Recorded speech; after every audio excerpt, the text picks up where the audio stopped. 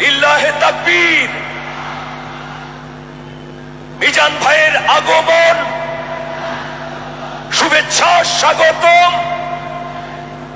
মিজান ভাইয়ের আগমন, লিল্লাহে তাকবীর, লিল্লাহে তাকবীর। রব্বুল আলামিন বলেন, ওয়ামা মিন দাব্বাতিন ফিল আরদি ইল্লা আলাল্লাহি রিজকুহা ওয়া ইয়ালামু মুস্তাকাররাহা ওয়া মুস্তাওদাআহা কুল্লুন ফি কিতাবিম মুবিন। আল্লাহু আকবার। রব্বুল আলামিন বলেন, ভূপৃষ্ঠে বিচরণশীল যত প্রাণী আছে সব প্রাণীগুলোকে আমি আল্লাহ আমার নিজের কুদরতে রিজিকের বন্দোবস্ত করি। এই প্রাণীগুলো কোথায় থাকে, কোথায় যায়, সব জায়গায় আমি রিজিক পৌঁছে দেই। রিজিক কেউ দিতে পারে না, রিজিকের মালিককে। মায়ের পেটগুলো খনি। আমার সম্মানিতা মায়েরা, বোনেরা, নিজেকে ইসলাম দিয়ে সাজান, নিজেকে ইসলাম দিয়ে সাজান, নিজেকে পবিত্র রাখুন, নিজের আব্রু ইমান ইজ্জতের হেফাজত করুন, কোরআন পড়ুন, সুন্নাহ পড়ুন। আপনি জানেন না আপনার গর্ভে কে আসছে, কোন ক্ষণজন্মা পুরুষকে আল্লাহ তাআলা আপনার গর্ভে পাঠাবে আপনি জানেন না। মায়েরা, নিজেদেরকে পবিত্র রাখুন, ইসলাম চর্চা করুন, কোরআন চর্চা করুন, নৈতিকতা দিয়ে নিজেকে সাজান। যশোরের জেনজি, নিজেদেরকে প্রস্তুত রাখো আগামীর বাংলাদেশের জন্য। নৈতিকতা, মোরালিটি, ভ্যালিউজ দিয়ে নিজেকে সাজাও, ইসলাম দিয়ে নিজেকে সাজাও, কারণ আগামীর বাংলাদেশ ইসলামের বাংলাদেশ। বাংলাদেশের আসল পরিচয় ইসলাম। বাংলাদেশের আসল পরিচয় কি? সবাই বলে না। বাংলাদেশের আসল পরিচয় কি? এই ইসলাম দিয়ে আমরা সংসদ ভবন সাজাবো, রাজি আছি না নাই? শেকড় ভুলে যাওয়া যাবে না। আমরা ধাপে ধাপে শারিয়া আইনের দিকে যাব ইনশাআল্লাহ, কিন্তু জঙ্গিবাদ দিয়ে নয়, কট্টরপন্থা দিয়ে নয়। আমরা ইন্টেলেকচুয়ালি, গ্রাজুয়ালি, ধাপে ধাপে শারিয়া আইনের দিকে মুভ করবো ইনশাআল্লাহ। বলো। যুদ্ধে অষ্টম হিজরি, কত হিজরি? সবাই বলেন না একটু, কত হিজরি? অষ্টম হিজরিতে হুনাইনের যুদ্ধে রাসূল সাল্লাল্লাহু আলাইহি ওয়াসাল্লাম ফিরে আসতেছেন মদিনায়। পথিমধ্যে বেলাল রাদিয়াল্লাহু তাআলা আনহু আযান দিচ্ছেন। কি দিচ্ছেন? তো পাশে ছিল মুশরিকদের একটা পল্লী। কিছু মুশরিক তরুণ, কিছু অমুসলিম কিশোর, তারা আযানকে ব্যঙ্গ করতেছে। আমাদের বাংলায় মুখ ভেঙ্গানো বলে আর কি। বেলাল রাদিয়াল্লাহু তাআলা আনহু আযান দিচ্ছেন, ওই বাচ্চাগুলো মুশরিক, তো ওরা আযানকে ব্যঙ্গ করতেছে, বিকৃতি করে ওরাও আযান দিচ্ছে। উদ্দেশ্য হচ্ছে আযানকে নিয়ে ঠাট্টা করা। উদ্দেশ্য কি? ঠাট্টা করা। ব্যাপারটা মনে কষ্ট পাওয়ার মতো ব্যাপার না? কিন্তু বিশ্বনবী ওইখানে দেখেন কি খুঁজলেন। বিশ্বনবী খেয়াল করলেন অমুসলিম কিশোরদের মধ্যে থেকে একটা কিশোরের গলাটা বড় দরাজ গলা, কণ্ঠটা বড় সুন্দর। খেয়াল করে দেখলেন যে কিছু কিশোর বেলালের আযানকে ব্যঙ্গ করে, বিকৃতি করে, কিন্তু একজনের কণ্ঠ দেখতে পাচ্ছেন না এত দূরে, কিন্তু কণ্ঠটা বড় সুন্দর, দরাজ গলা। বিশ্বনবী সাহাবীদেরকে বললেন, ধরো এগুলারে, ধরো। সবগুলারে ধরে বিশ্বনবীর সামনে আনা হলো। ওরা হাঁটু গেড়ে বসলো। বিশ্বনবী বললেন, তোমাদের মধ্যে কে যেন ব্যঙ্গ করে আযান দিচ্ছিল, তার গলাটা বড় উঁচু, গলার বেসটা বড় মজবুত, মেলোডিয়াস, সুমধুর কণ্ঠ। কে? আবু মাহজুরা বলে, আমার বন্ধুরা সবাই আমার দিকে আঙ্গুল দেখায়, আমি পড়ে গেছি বিপদে। রাসূল সাল্লাল্লাহু আলাইহি ওয়াসাল্লাম বাকি অমুসলিম তরুণদেরকে ছেড়ে দিলেন, বললেন তোমরা যাও। এবার আবু মাহজুরারে পাইছে। আবু মাহজুরার চুলের মধ্যে হাত দিলেন বিশ্বনবী, মাথায় হাত দিয়ে বললেন, এবার আযান দাও দেখি। আবু মাহজুরা বলে, আমি তো আযান দিতে জানি না, কারণ আমি তো বেলালেরটা শুইনা দিছি, আমার তো মুখস্থ নাই, আমি তো আযান দিতে জানি না। বিশ্বনবী বললেন, জানো না? তাহলে আসো আমি তোমারে শিখাই দেই। সুবহানাল্লাহ পড়েন। আবু মাহজুরা হাঁটু গেড়ে বসে, বিশ্বনবীর মোবারক হাত আবু মাহজুরার চুলের মধ্যে। বিশ্বনবী আযানের মুআল্লিম আবু মাহজুরাকে বলতেছে, ঠিক আছে তোমারে শিখাই দিচ্ছি, আমি যা যা বলবো আমার সাথে সাথে বলো, পারবা? আবু মাহজুরা বলে, পারবো। বিশ্বনবী আজান দিচ্ছেন মাথায় হাত দিয়ে, আল্লাহু আকবার, আল্লাহু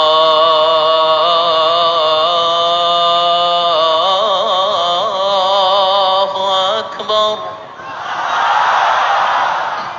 আবু মাহাজুরা এই বাক্যটা পড়লেন। বিশ্বনবী দ্বিতীয় বাক্য পড়তে আরম্ভ করলেন, আল্লাহু আকবার, আল্লাহু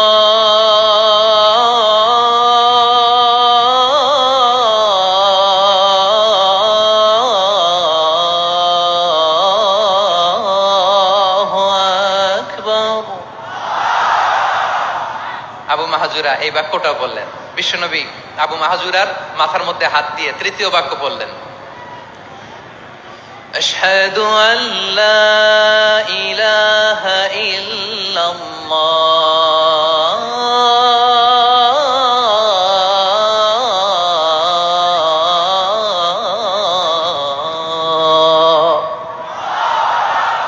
আবু মাহাজুরা তৃতীয় বাক্য বললেন। বিশ্বনবী একটা বাক্য পরে আবু মাহাজুরা পরে, বিশ্বনবী পরে আবু মাহাজুরা পরে। আবু মাহাজুরা কিন্তু অমুসলিম, মুশরিক।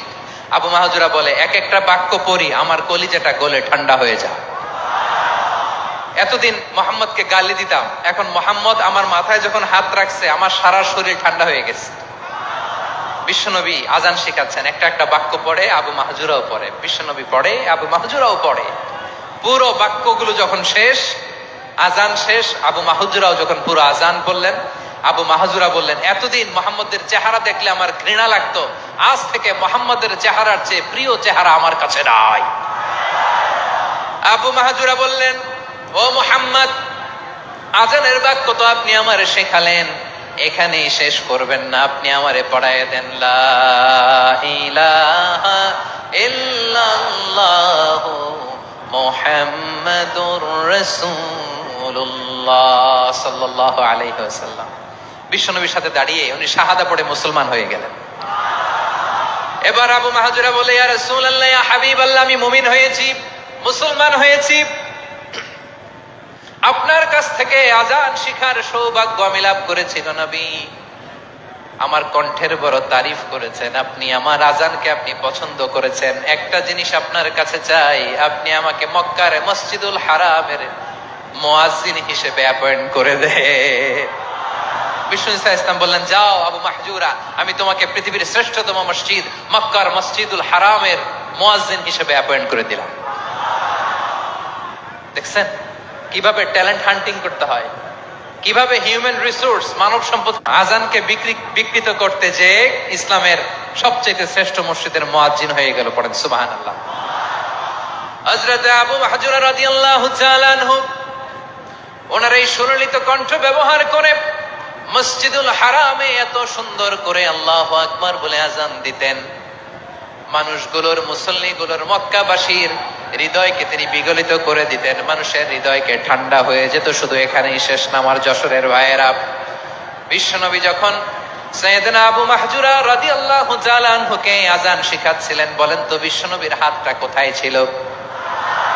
আবু মাহজুরার মাথার সামনে, এই চুলের উপরে ছিল। আবু মাহজুরা ওই স্মৃতিটাকে ধারণ করবার জন্য, ওই স্মৃতিকে বহন করার জন্য বিশ্বনবীর মোবারক হাত আবু মাহজুরার কপালের চুলের যেই জায়গায় লেগেছে, মৃত্যুর আগের দিন পর্যন্ত আবু মাহজুরা মাথার ওই চুলে কোনোদিন ছুরি আর কামার লাগায় নাই, সেখানে কেচি লাগায় নাই, চুলের মধ্যে খুর লাগায় নাই। আবু মাহজুরা ডান দিকের চুল কাটতো, বাম দিকের চুল কাটতো, পেছনের চুল কাটতো, সামনের চুল কাটতো না। আবু মাহজুরা রাদিয়াল্লাহু তাআলা আনহুর সামনের চুলগুলো বড় হতে হতে যখন এত বড় হয়ে যায়, তিনি চুলগুলো পেঁচিয়ে মাথার মধ্যে রাখতেন, তারপরে তিনি পাগড়ি পরতেন। সবাই জিজ্ঞেস করতো, আবু মাহজুরা, এটা আবার কেমন স্টাইল? দেখতে তোমারে কি বিদঘুটে লাগে? কেমন অড লাগে, কেমন খারাপ দেখা যায়। মক্কায় এমন কোন মানুষ তো দেখি নাই, ডানে চুল কাটে, বায়ে চুল কাটে, পেছনে চুল কাটে, সামনে কাটে না। ওরে আবু মাহজুরা, কেমন দেখা যায় তোমারে, তুমি সামনের চুল কাটো না কেন? আবু মাহজুরা বলে, আমি হাঁটু গেড়ে পেয়ারা নবীর সামনে বসেছিলাম, আমার এই মাথার চুলের মধ্যে মুবারক হাত লাগিয়ে বিশ্বনবী নিজে আমাকে আজানের প্রতিটা বাক্য শিক্ষা দিয়েছেন।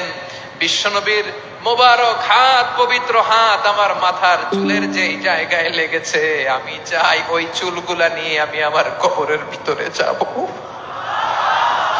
সাইয়েদনা আবু মাহজুরা রাদিয়াল্লাহু তাআলা আনহু ইন্তেকালের আগের পর্যন্ত মাথার সামনের চুলগুলা কাটে নাই। মাথার সামনের চুল তিনি কাটেন নাই। সুবহানাল্লাহ বিহামদি। কেমন ভালোবাসতেন বিশ্বনবী সাহাবীদেরকে, সাহাবারা কেমন ভালোবাসতেন বিশ্বনবীকে। সামনের চুলগুলো বড় হতে হতে এত বড় ছিল, পেঁচিয়ে রেখে পাগড়ি পরতেন, কাটতেন না। নবীর হাত লেগেছিল। সুবহানাল্লাহ পড়েন। তাহলে what is the lesson, moral of the story কি? মোরাল অফ দ্য স্টোরি হচ্ছে, আসছিল আজানকে ব্যঙ্গ করার জন্য, বিকৃত করার জন্য, হয়ে গেল মসজিদুল হারামের মুয়াজ্জিন। দেখেন বিশ্বনবী একটা খারাপ সিচুয়েশনের মধ্যে থেকে কি ভালো জিনিস বের করে আনলেন।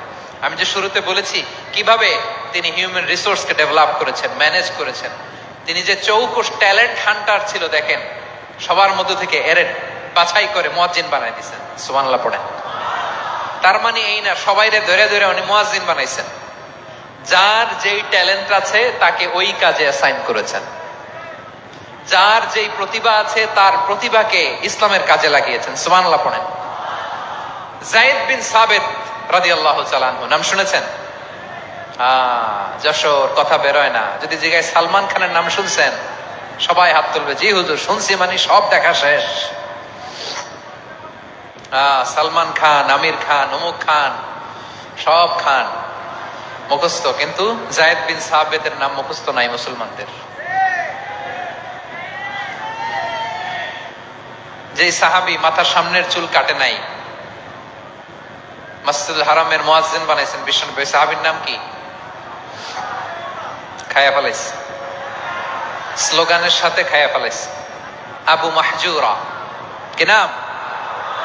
আবু মাহজুরা আল জুমাহি রাদিয়াল্লাহু তাআলা। এই নামটা আজকে নিয়ে যাইতে হবে যশোর। আবু মাহজুরা রাদিয়াল্লাহু তাআলা। দুই নম্বরে বলছিলাম যায়েদ বিন সাবিত রাদিয়াল্লাহু তাআলা। বিশ্বনবী দেখলেন মদিনার এই আনসারী সাহাবী হাইলি ট্যালেন্টেড, ইন্টেলেকচুয়াল, মেরিটোরিয়াস, জ্ঞানের প্রতি তার আকর্ষণ, মারাত্মক আকর্ষণ। বিশ্বনবী তাকে দায়িত্ব দিলেন, কোরআন যা নাজিল হয় তুমি লিখো, কাতিবুল ওয়াহি বানায় দিলেন। সুবহানাল্লাহ। যায়েদ বিন সাবিতরে আবার আজান শিখান নাই, কারণ তার মধ্যে বিশ্বনবী প্রতিভা দেখেছেন, একাডেমিক প্রতিভা। বিশ্বনবীর একাডেমিক প্রজেক্ট গুলো তিনি হ্যান্ডেল করতেন। যায়েদ বিন সাবিত ছিল বিশ্বনবীর ব্যক্তিগত সচিব। কি ছিল? ব্যক্তিগত সচিব। বোঝেন নাই? বিশ্বনবীর ব্যক্তিগত সচিব এবং দোভাষী। ইহুদিরা কিছু লিখে দিলে এটার অর্থ বিশ্বনবীরে বুঝায় দিতেন, আবার ইহুদিদের কাছে কিছু লিখতে হলে তিনি লিখে দিতেন। বিশ্বনবী একদিন বললেন, ইন্নী ওয়াল্লাহি মা আমানু ইয়াহুদা আলা কিতাব। ইহুদিরা যে চিঠি পাঠায় অর্থ তো বুঝি না, আরেক ইহুদি আইনে অর্থ করা লাগে। আবার ইহুদিদের কাছে কিছু লিখে পাঠাইতে চাইলে আমরা তো লিখতে পারি না, ইহুদিরে দিয়ে লেখা লাগে। ওরা যে পয়রা শোনায় লিখে দেয়, আমি ওদের বিশ্বাস করি না। আমার নিজের একজন লোক দরকার। বিশ্বনবী এই যায়েদ বিন সাবিতকে চুজ করলেন ল্যাঙ্গুয়েজের জন্য। উনি বললেন, যায়েদ তোমার সফট স্কিলকে ডেভেলপ করতে হবে, তুমি হিব্রু ল্যাঙ্গুয়েজ শিখে ফেলো। যায়েদ বিন সাবিত বলল, বিশ্বনবীর মোটিভেশন আর ইন্সপিরেশন পেয়ে আমি 15 দিনে ইহুদিদের এই হিব্রু ল্যাঙ্গুয়েজ শিখে ফেললাম।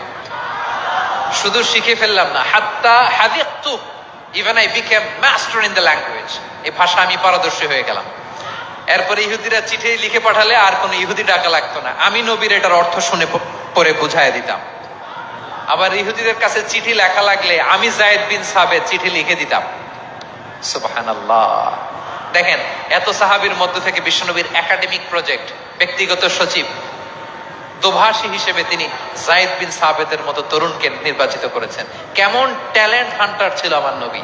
সুবহানাল্লাহ পড়বেন না? বিশ্বনবীর ইন্তেকালের পরে সাইয়েদনা আবু বকর রাদিয়াল্লাহু তাআলা আনহু যখন খলিফা হয়ে আসলেন, কোরআনকে সংকলনের দায়িত্ব দেয়া লাগবে, কোন সাহাবীকে দিবেন? সব সাহাবারা মিলে পরামর্শ করলেন। সাইয়েদনা আবু বকর, ওমর সবাই মিলে এই বিশাল কোরআন সংকলনের গুরু দায়িত্ব বিশ্বনবীর ব্যক্তিগত সচিব, বিশ্বনবীর দোভাষী, বিশ্বনবীর সিলেক্ট করাই লোক যায়েদ ইবনে সাবিত রাদিয়াল্লাহু তাআলা আনহুকে দিয়েছে। কোরআনের কবি তো আজকে এখানে রাখে নাই। এই যে আজকের যে কোরআন পড়েন, এটা আগে এরকম ছিল না। কোরআন নাজিল হলে সাহাবারা চামড়ার, ওটের চামড়ায় লিখে ফেলতো, ওটের চ্যাপ্টা হাড্ডির মধ্যে লিখে ফেলতো, গাছের গুড়ির মধ্যে লিখে ফেলতো, বিভিন্ন জনের কাছে ছড়ানো ছিটানো ছিল।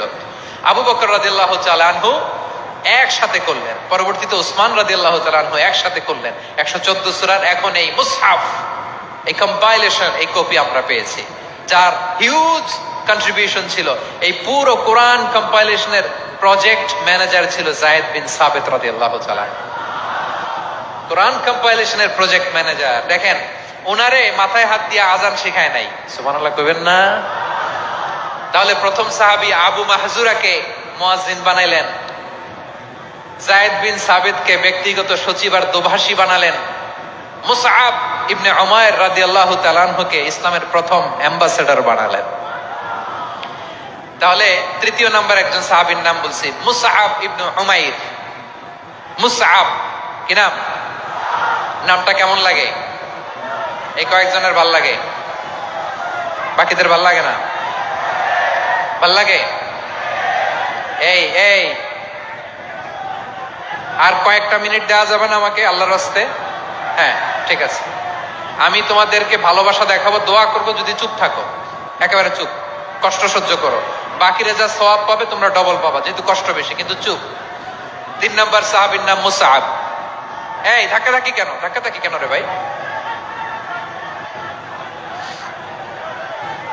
না না না, এরকম হইলে আসবো না যশোর, আমি আর আসবো না। হয় পিছনে চলে যাও, নাহলে চুপ, ধাক্কাধাক্কি নাই। 3 নাম্বার সাহাবীর নাম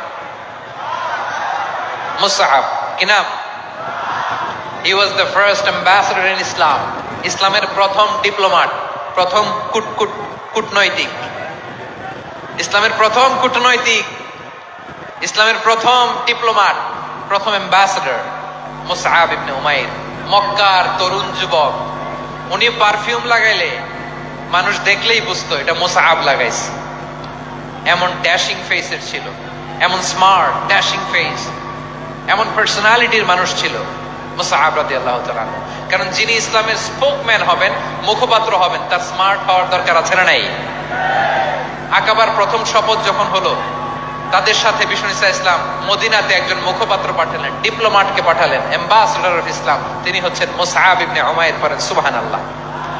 বিশ্বনবী দেখলেন সে অনেক স্মার্ট, তার ডেডিকেশন আছে, সিনসিয়ারিটি আছে, এবং মদিনায় যে আউস খাজরাজ গোত্রের নেতাদের সাথে ডিল করতে হবে, ইহুদিদের সাথে ডিল করতে হবে, ওখানে একজন পাক্কা জানু খেলোয়াড়ের দরকার আছে না নাই? মুসআব ইবনে উমাইর রাদিয়াল্লাহু তাআলা আনহু, ওনাকে বিষ্ণু ইসলাম চুজ করলেন। এবং বিষ্ণু ইসলামের এই চুজিংটা, এই সিলেকশনটা এত সুন্দর ছিল, তিনি মদিনাতে যে বিশ্বনবী আসার আগেই মদিনার জমিনকে তিনি উর্বর করে ফেলছেন। কামা সাল্লাইতা আলা ইব্রাহিম ওয়া আলা আলি ইব্রাহিম ইন্নাকা হামিদুম মাজিদ। আল্লাহুম্মা বারিক আলা মুহাম্মাদ ওয়া আলা আলি মুহাম্মাদ কামা বারাকতা আলা ইব্রাহিম وعلى آل إبراهيم إنك حميد مجيد। সকল প্রশংসার মালিককে, সকল ক্ষমতার উৎসকে, কেউ যেটা পারে না পারে কে, দেখে না দেখে কে, সে আল্লাহর দরবারে তাইয়িবান মুবারাকান ফীহি ইয়া রাব্বি লাকাল হামদু কামা ইয়ানবাগি লিজালালি ওয়াজহিকা ওয়া আযীমি সুলতানিকা। লাকাল হামদু বিল ঈমান, লাকাল হামদু বিল ইসলাম, লাকাল হামদু বিল কুরআন। আল্লাহ রাব্বুল ইজ্জা ওয়াল জালালের দরবারে শুকরিয়া জ্ঞাপনের পাশাপাশি আমি আজকের এই প্রোগ্রামের অর্গানাইজিং কমিটিকে অন্তরের অন্তঃস্থল থেকে জানাতে চাই যে আদ-দ্বীন ফাউন্ডেশন অথরিটি তারা 3 দিন ব্যাপী যশোরের ফুলের হাটে এরকম চমৎকার গোছানো ওয়েল অর্গানাইজড তিরুল কোরআনের প্রোগ্রামের আয়োজন করেছে। আমি আল্লাহর শুকরিয়া জ্ঞাপনের পাশাপাশি তাদেরকে আমার অন্তরের অন্তঃস্থল থেকে শুকরিয়া, ধন্যবাদ এবং মোবারকবাদ জানাতে চাই। আজকের প্রোগ্রামে উপস্থিত আছেন বৃহত্তর খুলনা বিভাগের ভাইয়েরা, কর্মজীবী ভাইয়েরা, ছাত্র ভাইয়েরা, পর্দার আড়ালে, মহিলা প্যান্ডেলে আমার মায়েরা, বোনেরা। উপস্থিত আছেন কওমি মাদ্রাসার মুহতামিম বৃন্দ, আলিয়া মাদ্রাসার প্রিন্সিপাল হুজুর, শিক্ষক বৃন্দ, ছাত্রবৃন্দ, ইমাম সাহেব, খতিব সাহেব, মুয়াজ্জিন সাহেব, আইন শৃঙ্খলায় কর্মরত ভাইয়েরা, ভলান্টিয়ার্স, মিডিয়া কর্মী, সাংবাদিক বন্ধুরা, ইউটিউবার্স, আমি অন্তরের অন্তঃস্থল থেকে শুভেচ্ছা জানিয়ে শুরু করতে চাই। প্রিয় ভাইয়েরা, আমি জানি যশোরের মানুষ খুবই well civilised, they know manners, তারা ম্যানার জানে। অতিথির সাথে কেমন আচরণ করতে হয় যশোরের লোকেরা এটা জানে কি জানে না বলেন? মাশা, স্টেজ থেকে ইনস্ট্রাকশন আসলে সেটা শুনতে হবে, না শুনলে আমিও বলতে পারবো না, আপনারাও উপকৃত হবেন না। কোটি কোটি টাকা ব্যয়, অনেক পরিশ্রম সাপেক্ষে, অনেক ওয়েল ডিজাইন করে ওনারা প্রোগ্রাম করেছেন। শেষ অধিবেশন যদি আপনারা ধাক্কা ধাক্কি বিশৃঙ্খলা করেন, বঞ্চিত হব, আমরা বঞ্চিত হব, আপনারা বঞ্চিত হবেন। মিডিয়া কর্মীদের মাধ্যমে দেশে বিদেশে কোটি কোটি দর্শক তারা বঞ্চিত হবে। আর যদি একটা নীরব, নিস্তব্ধ, নিঝুম পরিবেশ আমাকে উপহার দেন, আমি জনগুরুত্বপূর্ণ, যেটা রাষ্ট্রের জন্য গুরুত্বপূর্ণ, যেটা সামাজিকভাবে আমাদের জন্য গুরুত্বপূর্ণ, আমার ব্যক্তি জীবনের জন্য গুরুত্বপূর্ণ, গোটা মানবতার জন্য গুরুত্বপূর্ণ, এরকম কিছু বার্তা আজকের এই ঐতিহাসিক যশোরের প্রোগ্রামে আমি রাখতে চাই ইনশাআল্লাহ। কিন্তু সেজন্য সহযোগিতা করতে হবে। যে ডান দিকের ছেলেরা মাশাআল্লাহ বলার সাথে সাথে ঠান্ডা, কিন্তু এখানে এখনো ঠান্ডা হচ্ছে না। তোমরা ভলান্টিয়ারদের কথা, জায়গা না পেলে পেছনে যাও, ধাক্কা ধাক্কি করো কেন ভাইয়েরা? এটা করো না। এই যে তোমাদেরকে দেখতে পাচ্ছি তো, একে অপরকে ধাক্কা ধাক্কি করে আমাকে দেখার চেষ্টা, পেছনে নয়, অন্য প্যান্ডেলে যাও, কোনো আওয়াজ হবে না। 10, 8, 7,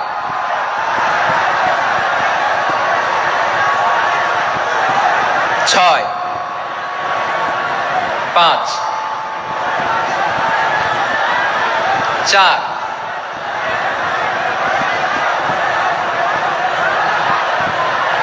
3, 2, 1।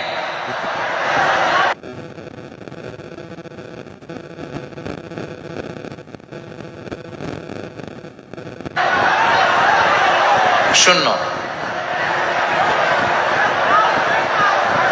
প্রিয় ভাইয়েরা, অনেক আলোচনা হয়েছে 3 দিন ব্যাপী। দেশ বরেণ্য, প্রথিত যশা ওলামায়ে হযরতের মুখে আপনারা অসংখ্য কথা শুনেছেন। আমলের জন্য এগুলোই যথেষ্ট, নতুন করে আমার বলার কিছুর দরকার নাই। নতুন করে উপস্থাপনের মতো বলার মতো আমার কাছে কিছু নাইও। যা বলার 1500 বছর আগে আল্লাহ তাআলা উম্মাহকে বলে দিয়েছেন, ঠিক কিনা? এমন কিতাব দান করেছে যে কিতাবে ভুল নাই, যতই পড়ি ততই শেখা যায়। বিয়ন্ডলেস, বাউন্ডলেস, বটমলেস, কুল কিনারা নাই, কুল কিনারা বিহীন সাগর, পড়েন সুবহানাল্লাহ। গত 3 দিন ধরে স্কলাররা যে সমস্ত বিষয় কোরআন করতে পারে, আল্লাহ তৌফিক দান করুক, আমরা পড়ি আমিন। আসুন, এখানে আসার, বসার, এই প্রোগ্রামে অংশগ্রহণ করার উদ্দেশ্যকে, নিয়াতকে আজকে আমরা যা শুনবো, শিখবো, আমলের নিয়তে শুনবো, ঠিক কিনা বলেন? শেষ পর্যন্ত নীরবতা বজায় রাখবো। আমি উঠবো, আপনারা উঠবেন। এর আগে তার ওয়াস্তে বি স্মার্ট। জায়গা না হলে চলে যাবেন, আওয়াজ করবেন না। ভলান্টিয়াররাও আওয়াজ নয়, ইশারা ইঙ্গিতে। প্রিয় ভাইয়েরা, যে টপিকটি নিয়ে আমি আপনাদের সামনে আজকে কথা বলতে চাই, টপিকটি অনেক গুরুত্বপূর্ণ। টপিকটি হচ্ছে হিউম্যান রিসোর্স ডেভেলপমেন্ট, মানব সম্পদ উন্নয়ন। কারণ আল্লাহ তাআলা আমাদের যা দেখ আর না দেখ এটা দিছে। মানুষ আর মানুষ, 18 কোটি মানুষ, ঠিক কিনা? এই 18 কোটির জনসংখ্যার দেশে বসবাস করে আমরা খুশি না বেজার? খুশিকে দেখতে পাচ্ছি। All are the Gen Z of Jessore. যারা জেনজি ওরা স্মার্ট, ওরা ইশারা ইঙ্গিতে কাজ করে। এই যে পুরো গদি উল্টায় দিছে, ঠিক কিনা? 24-এর ছাত্র নাগরিক অভ্যুত্থান আমাদের দেখিয়ে দিচ্ছে কিভাবে চোখের ইশারায় গদি উল্টে দিতে হয়। তাই জেনজিদের নিয়ে স্মার্ট, ওরা ডিস্টার্ব করবে না। মেহরবানি করে আমার সাথে কানেক্ট করো, 1 to 1, brain to brain, eye to eye contact করো আমার সাথে। তাকাও, কষ্ট হলো আমার দিকে তাকাও, আওয়াজ করা যাবে না, আমার দিকে তাকাও। প্রিয় ভাইয়েরা, হিউম্যান রিসোর্স ডেভেলপমেন্টের ব্যাপারে কিছু কথা। আমাদের বিশাল জনসংখ্যা, এই জনসংখ্যাকে কি করে জনসম্পদে রূপান্তরিত করা যায় এ ব্যাপারে কথা। বনী ইসরাইলের 70 নম্বর আয়াত তেলাওয়াত করেছি। এই আয়াতের আলোকে কিছু কথা আমি আপনাদের সামনে বলবো। আল্লাহ তাআলা ইরশাদ করছেন, ওয়ালাকাদ কাররামনা বনী আদম ওয়া হামালনাহুম ফিল বাররি ওয়াল বাহরি ওয়া রাযাকনাহুম মিনাত তাইয়্যিবাত ওয়া ফাদ্দাকাদ কাররামনা বনী আদম, আমি বনী আদমকে সম্মানিত করেছি, বনী আদমকে মর্যাদা দিয়েছি। ওয়া হামালনাহুম ফিল বাররি ওয়াল বাহর, বনী আদমকে জলে স্থলে, স্থলে এবং সমুদ্রে চলাচলের বাহন দিয়েছি। ওয়া রাযাকনাহুম মিনাত তাইয়্যিবাত, তাদেরকে আমি যত মর্যাদা দিয়েছি আমার কোন সৃষ্টিকে এত মর্যাদা দেই নাই। পড়েন সুবহানাল্লাহ। I have dignified the status of the sons of Adam. আদমের সব সন্তানের মর্যাদা আমি বাড়িয়েছি। আল্লাহ এখানে বলেননি ওয়ালাকাদ কাররামনাল মুমিনিন, আমি মুমিনের মর্যাদা বাড়িয়েছি, বলেছেন? আল্লাহ এখানে বলেন নাই ওয়ালাকাদ কাররামনাল মুসলিমিন, আমি মুসলিমের মর্যাদা বাড়িয়েছি। আল্লাহ বলেছেন ওয়ালাকাদ কাররামনা বনী আদম, আমি বনী আদমের সম্মান বাড়িয়েছি। হোক সে মুমিন কিংবা কাফের, মুসলিম কিংবা মুশরিক, আস্তিক কিংবা নাস্তিক, আরব কিংবা অনারব, যেই হোক না কেন আদম সন্তান সবগুলার মর্যাদা বাড়ায় দিয়েছে কে? সবার মর্যাদা আল্লাহ বাড়িয়েছে। মানুষ হিসেবে মর্যাদা, বিশ্বনবী সাল্লাল্লাহু আলাইহি ওয়াসাল্লাম ইহুদির লাশ দেখে দাঁড়িয়ে গেলেন। কার লাশ? আমার যশোরের ভাইয়েরা আওয়াজ করে বলুন, কার লাশ? ইহুদির লাশ দেখে দাঁড়ায় গেলেন। সাহাবারা বললেন, ইয়া রাসূলুল্লাহ, আপনি দাঁড়ালেন যে, এটা তো ইহুদির লাশ। বিশ্বনবী বললেন, আওয়ালাইসাত নাফসান, এটা কি মানুষ নয়? এটা হোক ইহুদি হোক খ্রিস্টান, এটা তো মানুষ। আমি মানুষ দেখে দাঁড়িয়েছি। আই স্যালিউট দ্য হিউম্যানিটি, আমি মানবতাকে সম্মান করেছি। পড়েন সুবহানাল্লাহ। তাহলে এই জমিনে মানুষের মর্যাদা বেশি, হোক আস্তিক হোক নাস্তিক, হোক মুমিন কিংবা কাফের। আদমের সন্তান হলে, মানুষ হলেই তার মর্যাদা বাড়িয়েছে কে?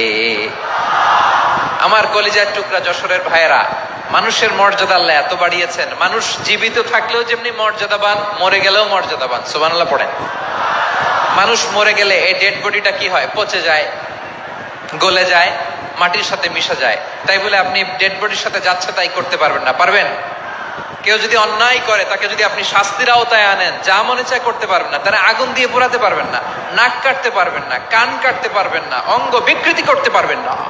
কারণ মানব জাতির মর্যাদা স্বয়ং দিয়েছে কে? ডেড বডি পচে যাবে, গলে যাবে।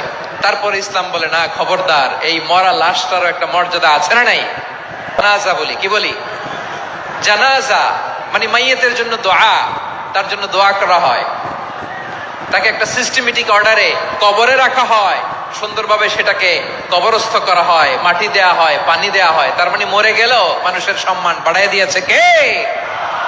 এজন্য আল্লাহ বললেন ওয়ালাকাদ কাররামনা বনী আদম, বনী আদমের সম্মান মর্যাদা আমি আল্লাহ বাড়িয়ে দিয়েছি। মানুষের সম্মানে তুমি কখনো আঘাত করো না, ঠিক কিনা? তাহলে ভাই, প্রথম মেসেজ হচ্ছে, the first and foremost message tonight to the people of Jashore. Allah বলেন, I have dignified the status of son of Adam, আমি বনী আদম সবার মর্যাদা বাড়িয়ে দিয়েছি। হোক আস্তিক নাস্তিক, হোক কাফের কিংবা মুশরিক, তার মর্যাদা বাড়াই দিছে কে? যখন বন্যা হয় আমরা ত্রাণ নিয়ে যাই, আমরা শুধু মুসলমানদেরকে ত্রাণ দেই নাকি? হ্যাঁ, আমরা মুসলমানকেও দেই, অমুসলমানকেও দেই, হিন্দুকেও দেই, বৌদ্ধকেও দেই। যেখানেই মানবতা বিপন্ন সেখানে ইসলামের হেল্পিং হ্যান্ড আছে না নাই? সুবহানাল্লাহ, কি দিন আমরা পেয়েছি, কি বিধান আমরা পেয়েছি। ওয়ালাকাদ কাররামনা বনী আদম, আমি বনী আদমকে সম্মানিত করেছি। এরপর আল্লাহ বললেন ওয়া হামালনাহুম ফিল বাররি ওয়াল বাহর, মানুষকে স্থলে এবং সমুদ্রে চলাচলের বাহন আমি দিয়েছি। স্থলে কিভাবে চলবে, জলে কিভাবে চলবে, এই বাহনের ব্যবস্থা করেছে কে? এই জেনজি, এই সামড়া, ইরাম করতেছো কিসের জন্য? হ্যাঁ, ইরাম করলে চলবি? হ্যাঁ, বস বস বস বস। আওয়াজ করতেছো কেন? দিবানা, কথা বলতে দিবানা আমাকে? তো এইটা বুঝি তোমাদের ভালোবাসার নমুনা? তোমাদের ভালোবাসার কারণে যদি আমি কোথাও দাঁড়াতেই না পারি, কোথাও বসতে না পারি, কোথাও দুটা কথা বলতে না পারি, এই ভালোবাসা দিয়ে কি হবে আমার? বরং ঘামতে ঘামতে ঘর্মাক্ত হব, রক্তাক্ত হব। কিন্তু সেন্ট্রাল থেকে, সেন্ট্রালি যে ইনস্ট্রাকশন আসবে, সেই ইনস্ট্রাকশনের এক চুল আমরা ডানে বায়ে যাব না। এইটা গণজাগরণের জন্য এইটা দরকার, ইসলামী বিপ্লবের জন্য এইটা দরকার। তো আধা ঘন্টা ধরে যদি তোমাদেরকে থামানোই না যায়, এই লস্কর দিয়ে আমি কি করব? আল্লাহর ওয়াস্তে নো নো নো স্লোগান, চুপচাপ একেবারে আমার দিকে তাকাও। আল্লাহ বললেন ওয়া হামালনাহুম ফিল বাররি ওয়াল বাহর, জলে স্থলে আমি চলাচলের যানবাহনের ব্যবস্থা করেছি। আমরা স্থলে ঘোড়ার উপরে চড়ি, ওটের উপরে চড়ি, গাড়ির উপরে চড়ি। এই যে গাড়ির ইঞ্জিন বানাইছি আমরা, এটার মেধা দিয়েছে কে? আবার সাগরের মধ্যে আমরা নৌযান, জলযান, বড় বড় জাহাজ দিয়ে এক মহাদেশ থেকে আরেক মহাদেশ যাই, এক দেশ থেকে মালামাল গুলো আরেক দেশে পাঠাই। সাগরের ভেতরে নৌকা গুলোরে ধরে রাখলো কে? ওয়ালফুলকিল্লাতী তাজরি ফিল বাহরি বিমা ইয়ানফাউন নাস, মানুষের উপকার আছে এরকম সরঞ্জামাদি নিয়ে সাগরের উপরে বিশাল বিশাল জলযানগুলো চলে। এগুলো ডুবে যায় না, কাত হয়ে যায় না, পড়ে যায় না। এগুলোকে স্থিতিস্থাপকতাকে ঠিক করে রাখলো কে? আপনারা জাহাজ দেখেছেন? জাহাজ, হ্যাঁ, বাড়ি চট্টগ্রাম হইলে দেখতে পারতেন। দেখছেন? বিশাল বিশাল জাহাজ, বিশাল জাহাজ মালামাল নিয়ে এক মহাদেশ থেকে আরেক মহাদেশে যায়। গত মাসে আমার জাপান সফর ছিল। এই যে বাংলাদেশে যে গাড়িগুলো চালান, বেশিরভাগ গাড়ি আসে কিন্তু জাপান থেকে। হাজার হাজার গাড়ি একটা জাহাজ বহন করতে পারে, হাজার হাজার গাড়ি। এটারে সাগরের মধ্যে ভাসাইলো কে? সবাই বলুন, ভাসালো কে?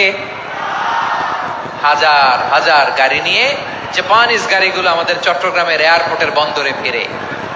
যুক্তরাষ্ট্রে আমি দেখেছি বিশাল বিশাল জাহাজ। আপনারা টাইটানিক জাহাজের নাম শুনেছেন? টাইটানিকেরও 8 গুণ 10 গুণ বড়। সুবহানাল্লাহ কইবেন না? টাইটানিক জাহাজের 8 গুণ 10 গুণ বড় একটা জাহাজ আছে, আইকন অফ দ্য সি, আমি দেখে এসেছি। রয়্যাল ক্যারিবিয়ান দেখে এসেছি। সাগরের সামনে জেটিতে যখন দাঁড়ালাম, জাহাজটা যখন যায়, আমার মনে হচ্ছে একটা শহর, গোটা শহর, the entire city is floating on the water. পুরো একটা শহর মনে হয় পানির উপর দিয়ে ভেসে যাচ্ছে। পড়েন সুবহানাল্লাহ। এই যে আইকন অফ দ্য সি, এই ক্রুজ, এই জাহাজটা, এটার ভিতরে স্টেডিয়াম আছে। কিসের ভিতরে স্টেডিয়াম? কথা বুঝে নাই বোধহয়। স্টেডিয়াম কিসের ভিতর? সুইমিং পুল আছে, শপিং মল আছে, রেস্টুরেন্ট আছে, ক্লাব আছে, 3000 4000 রুম বিশিষ্ট, কক্ষ বিশিষ্ট হোটেল আছে। এই সবগুলোর নিয়ে এগুলো চলে সাগরের এই দোলার মধ্যে, জলোচ্ছ্বাসের মধ্যে, এই সাগরের ভেতরে এই জাহাজগুলোর ভাষায় রাখছে কে? সূরা আর রহমানে আল্লাহ তাআলা বললেন ওয়ালাহুল জাওয়ারিল মুনশাআতু ফিল বাহরি কাল আ'লাম ফাবিআইয়ি আলা, সবাই পড়েন ফাবিআইয়ি আলাই রাব্বিকুমা তুকাযযিবান। পাহাড় সম বড় বড় জাহাজগুলো মাল বোঝাই করে সাগরের মধ্যে ভেসে বেড়ায়। এগুলো দিয়ে মালামাল বহন করা যায়, মানুষরা এক দেশ থেকে আরেক দেশে যায়। এই জাহাজগুলোরে সাগরের ভেতরে ভাসায় রাখলো কে? এই আয়াতের ভেতরে আল্লাহ তাআলা সূরাত বনী ইসরাঈলের এই চমৎকার আয়াতের ভেতরে আল্লাহ তাআলা বেসিক্যালি মানব জাতির প্রতি তার 4টি স্পেশাল অনুগ্রহের কথা বলেছেন। কয়টি? দুইটা বলে ফেলছি। এক নাম্বার ওয়ালাকাদ কাররামনা বানি আদম, আমি বনি আদমের সম্মান বাড়াইছি। নাকি মুসলমানদের, নাকি মুসল্লিদের? কার সম্মান বাড়িয়েছি? বনি আদমের। তাহলে human dignity, the first part of the verse talks about the human dignity. দুই নাম্বার অংশ আল্লাহ তাআলা বললেন ওয়া হামালনাহুম ফিল বাররি ওয়াল বাহর, স্থলে এবং সমুদ্রে আমি তাদের জন্য চলাচলের বাহন দিয়েছি। সুবহানাল্লাহ। তার মানে smooth movement on land and sea, জলে এবং স্থলে যাতে আমরা স্মুথলি মুভ করতে পারি আল্লাহ তাআলা দিয়েছেন। তিন নম্বরে আল্লাহ তাআলা বললেন ওয়া রাযাকনাহুম মিনাত তাইয়্যিবাত, মানুষের জন্য আমি পবিত্র রিজিকের ব্যবস্থা করেছি। জলে এবং স্থলে যত প্রাণী আছে সবগুলা প্রাণীকে রিজিক দেয় কে? আমাদেরকে রিজিক দেয় কে? সাগরের মাছগুলোকে, বড় বড় তিমি মাছগুলোরে রিজিক দেয় কে? বাতাসের মধ্যে ভেসে বেড়ানো বড় বড় পাখিগুলো, স্ক্যান্ডিনেভিয়ান কান্ট্রি থেকে লক্ষ লক্ষ কোটি কোটি পাখিগুলো যে এক দেশ থেকে আরেক দেশে ট্রান্সফার হয়, এগুলোর রিজিক দেয় কে? রব্বুল আলামিন বলেন ওয়ামা মিন দাব্বাতিন ফিল আরদি ইল্লা আলাল্লাহি রিজকুহা ওয়া ইয়ালামু মুস্তাকাররাহা ওয়া মুস্তাওদাআহা কুল্লুম ফি কিতাবিম মুবিন। আল্লাহু আকবার। রব্বুল আলামিন বলেন ভূপৃষ্ঠে বিচরণশীল যত প্রাণী আছে সব প্রাণীগুলোকে আমি আল্লাহ আমার নিজের কুদরতে রিজিকের বন্দোবস্ত করি। এই প্রাণীগুলো কোথায় থাকে, কোথায় যায়, সব জায়গায় আমি রিজিক পৌঁছে দেই। রিজিক কেউ দিতে পারে না, রিজিকের মালিক কে? রিজিকের মালিক তিনি আল্লাহ। এজন্য আল্লাহ তাআলা বললেন ওয়ারাযাকনাহুম মিনাত তাইয়্যিবাত। এরপর আল্লাহ বললেন ওয়া ফাদ্দালনাহুম আলা কাসীরিম মিম্মান খালাকনা তাফদীলা। আমি যত প্রাণী সৃষ্টি করেছি সকল প্রাণীর মধ্যে মানুষের মর্যাদা শ্রেষ্ঠত্ব আমি দিয়েছি। সুবহানাল্লাহ পড়েন। তাহলে এক নম্বরে আল্লাহ বললেন আমি বনি আদমের মর্যাদা বাড়ালাম। এরপরে বললেন স্থলে এবং সমুদ্রে চলাচলের জন্য যানবাহন দিলাম। তিন নম্বরে আল্লাহ বললেন পবিত্র রিজিকের ব্যবস্থা করে দিলাম। এরপরে আল্লাহ বললেন যত প্রাণী আছে, সৃষ্টি আছে, সবগুলার উপরে আমি মানুষকে শ্রেষ্ঠত্ব দিলাম। সুবহানাল্লাহ। তাহলে সবচেয়ে বেশি শ্রেষ্ঠত্ব মানুষের। কার? মানুষের। শুধু তাই নয় প্রিয় ভাইরা, আকাশ এবং জমিনে যা কিছু আছে সবকিছু মানুষের জন্য, মানুষের কল্যাণে, মানুষের প্রয়োজনে, মানুষের বশীভূত করে সৃষ্টি করেছেন কে?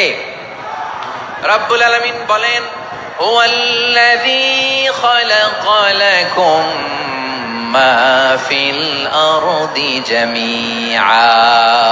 এই জমিনের মধ্যে যা কিছু আমি আল্লাহ সৃষ্টি করেছি সব কিছু আমি মানুষের জন্য সৃষ্টি করেছি। পড়েন সুবহানাল্লাহ।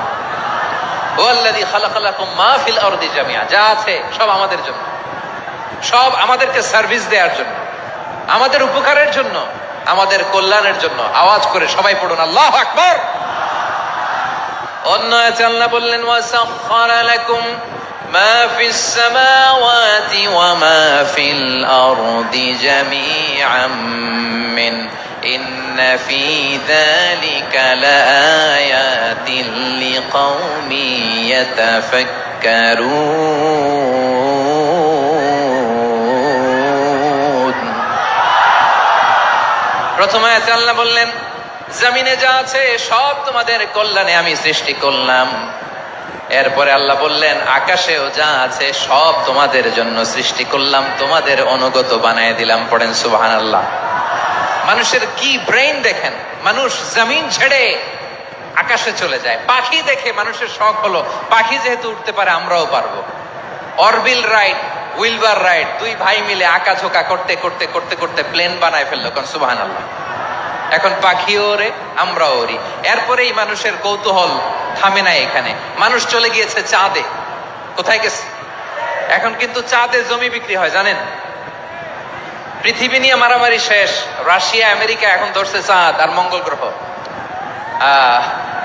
এখন চাঁদে জমি বিক্রি হয়, মঙ্গলে জমি বিক্রি হয়। এই চাঁদ মঙ্গল, বৃহস্পতি, শনি সব আল্লাহ তাআলা আমাদের জন্য বানিয়েছেন। সুবহানাল্লাহ পড়েন। মানুষ সাগরের উপরে চড়ে, শূন্যে ভেসে বেড়ায়, পাহাড় কেটে সুড়ঙ্গ বানায়, টানেল বানায়। ওয়ালাইকুম ভিডিওটা হলে শেয়ার করে দেখা হলে ভিডিওটা শেয়ার করে দেন হলে ভিডিওটা শেয়ার করে দেন। সুবহানাল্লাহ পড়েন। তার মানে গোটা বিশ্বের সব উপরে control, superiority over all creatures, সবকিছুর উপর কন্ট্রোল, মনিটরিং, নিয়ন্ত্রণ এটা প্রতিষ্ঠা করে দিয়েছে কে? এজন্যই মানুষের শ্রেষ্ঠত্ব। ওয়ালাকাদ কাররামনা বানি আদম, আমি বনি আদমের সম্মান বাড়িয়েছি, মর্যাদা আমি বাড়িয়ে দিয়েছি এই কারণে, কারণ মানুষ সবকিছুর উপর নিয়ন্ত্রণ নিতে পারে। মানুষকে নিয়ে এই কোরআনের সব আলোচনা, মানুষকে নিয়ে এই কোরআনের সব। তাই কোরআনের কেন্দ্রীয় আলোচ্য বিষয় হচ্ছে মানুষ। কোরআনের কেন্দ্রীয় আলোচ্য বিষয় কি? যশোরের ভাইয়েরা বুঝে থাকলে সবাই বলবেন কোরআনের কেন্দ্রীয় আলোচ্য বিষয় কি? এই যে আমি মূল আলোচনায় যাচ্ছি এখন। কেন মানুষ কোরআনের কেন্দ্রীয় আলোচ্য বিষয়? এই যে ভাইয়েরা, এই যে হাত জোর করে, এই যে Jessore Gen Z, the smart people of Jessore, হাত জোর করে বলতেছে, হাত জোর করে তোদের কাছে আল্লাহর দোহাই লাগে, স্টপ স্টপ। শুরুতে একবার বলেছে জায়গা না হলে আস্তে আস্তে ধাক্কা দিবা, সামনে না পিছনে দিয়ে দিয়ে বেরোয় চলে যাও। এলইডিতে দেখো, এই যে আল্লাহর ওয়াস্তে জায়গা না হলে ওদিকে যাও। কোরআনের মাহফিলে বিশৃঙ্খলা, এটা কাফিরদের আলামত। কাফিররা শীষ দিত, শীষ। বিশ্বনবী কোরআনের তাফসির করলে কাফিররা শীষ দিত আর ক্ল্যাপিং করত, হুইসেল এন্ড ক্ল্যাপিং। তো আমরা কি এখানে বিশৃঙ্খলা করতে আসছি? তো বারবার থামানো লাগে কেন? কোনো আওয়াজ হবে না, বললাম তো স্টপ। আওয়াজ করে বলুন কোরআনের কেন্দ্রীয় আলোচ্য বিষয় কি? সবাই বলেননি। এতগুলো মানুষ উত্তর দিলে এতটুকু আওয়াজ হয়, অন্তত আমি বিশ্বাস করি না। যশোর আওয়াজ করে বলো কোরআনের কেন্দ্রীয় আলোচ্য বিষয় কি? মানুষ। এই মানুষ কোরআনের কেন্দ্রীয় আলোচ্য বিষয়। মানুষকে আল্লাহ স্বাধীনতা দিয়েছেন। ফামান শাআ ফালিউমিন ওয়া মান শাআ ফালিয়াকফুর। চাইলে মুমিন হতে পারো, চাইলে কাফের হতে পারো, তোমার ইচ্ছা। তবে জেনে রাখো, মুমিন হলে পাবা জান্নাত, কাফির হলে পাবা জাহান্নাম। নাও দ্য ডিসিশন ইজ ইয়ার্স। সিদ্ধান্ত তোমার, জান্নাতে যাবা না জাহান্নামে যাবা। যশোরের ভাইয়ের আওয়াজ করে বলুন কই যেতে চান, জান্নাতে না জাহান্নামে? ডান দিকে না বাম দিকে? ডানপন্থী না বামপন্থী? চিল্লা চিল্লি না চুপচাপ? চুপচাপ কয়ে আবার চিল্লাচিল্লি শুরু করে দিয়েছে। মাশাআল্লাহ। তাহলে কোরআনের কেন্দ্রীয় আলোচ্য বিষয় মানুষ। আমার সাথে থাকতে হবে, তোমাদেরকে নিয়ে আমি আলোচনা শেষ পর্যন্ত যাব। অনেক গুরুত্বপূর্ণ কথা বাকি আছে, আমাকে সহযোগিতা করতে হবে। মাশাআল্লাহ, এই তো ঠান্ডা হয়েছে। হ্যাঁ ঠিক আছে ঠিক আছে ঠিক আছে। মানুষকে আল্লাহ এত স্বাধীনতা দিয়েছেন, মানুষ চাইলে অনেক ভালো হইতে পারে। ভালোর রাস্তাও খোলা, খারাপ হওয়ার রাস্তাও খোলা। ভালো হইলে মানুষ অনেক ভালো, খারাপ হইলে অনেক খারাপ। ভালো হইলে সবচেয়ে ভালো, খারাপ হইলে সবচেয়ে খারাপ। এজন্য সিদ্ধান্ত আপনাকেই নিতে হবে। আল্লাহ তাআলা বলছেন লাকাদ খালাকনাল ইনসানা ফি আহসানি তাকওয়িম সুম্মা রাদাদনাহু আসফালা সাফিলিন। আমি মানুষকে অনেক সুন্দর অবয়বে, সুন্দর আকৃতিতে সৃষ্টি করেছি। তার শুধু চেহারার ডিজাইনটাই সুন্দর নয়, তার ব্রেনটা বড্ড সুন্দর, তার মানসিকতা বড্ড সুন্দর, তার সৃজনশীলতা বড্ড সুন্দর। পড়েন সুবহানাল্লাহ। আমাদের চেহারা, অবয়ব, ডিজাইন যে সুন্দর তা না, আমাদের ব্রেনটা অনেক সফিস্টিকেটেড ব্রেন, অনেক সফিস্টিকেটেড। এই 1.5 কেজি ব্রেন ইউজ করে মানুষ গোটা তাবি নির্মাণ করেছে, ঠিক কিনা? এই ব্রেন আল্লাহ তাআলা আমাকে দিয়েছে। এটারে কাজে লাগালে, আপনার 6 সেন্স কাজে লাগালে আপনি অনন্য মানুষ হয়ে উঠবেন, মহামানবে রূপান্তরিত হবেন। মানুষ হতে পারে, চাইলেই মহামানব হতে পারে। আবার যদি মানুষ চায় খারাপও হতে পারে। আল্লাহ বললেন শুধু ভালোই না, ভালো হতে চাইলে অনেক ভালো তুমি হতে পারো, আবার খারাপ হতে চাইলে অনেক খারাপ তুমি হতে পারো। সুম্মা রাদাদনাহু আসফালা সাফিলিন।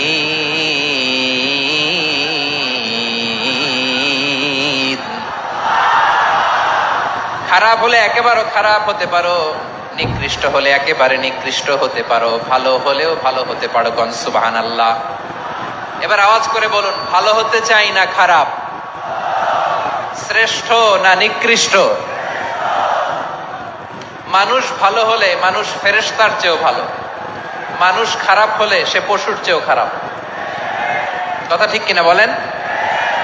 ভালো হলে ফেরেশতার চেয়েও ভালো, খারাপ হলে পশুর চেয়েও নিকৃষ্ট। তার মানে শ্রেষ্ঠত্বে মানুষ, শ্রেষ্ঠত্বে ফেরেশতাকে হার মানায়, আর অধপতনে শ্রেষ্ঠত্বে ফেরেশতাকে ছাড়িয়ে যায়, আর অধপতনে পশুকেও হার মানায়। আই রিপিট, আমি আবারও বলছি, মানুষ শ্রেষ্ঠত্বে ফেরেশতাকে ছাড়িয়ে যায়, আর অধপতনে সে পশুকেও হার মানায়। আওয়াজ করে বলতে হবে ঠিক কিনা? এটার প্রমাণ কি? মানুষ শ্রেষ্ঠ হইলে যে ফেরেশতার চেয়েও সেরা, তার প্রমাণ কি? আল্লাহ তাআলা বলছেন, وَإِذْ قُلْنَا لِلْمَلَائِكَةِ اسْجُدُوا لِآدَمَ فَسَجَدُوا إِلَّا إِبْلِيسَ أَبَى وَاسْتَكْبَرَ وَكَانَ مِنَ الْكَافِرِينَ। আল্লাহ বলেন, স্মরণ করো সে সময়ের কথা যখন আমি ফেরেশতাদেরকে বললাম, ও ফেরেশতারা আদমকে সেজদা দাও।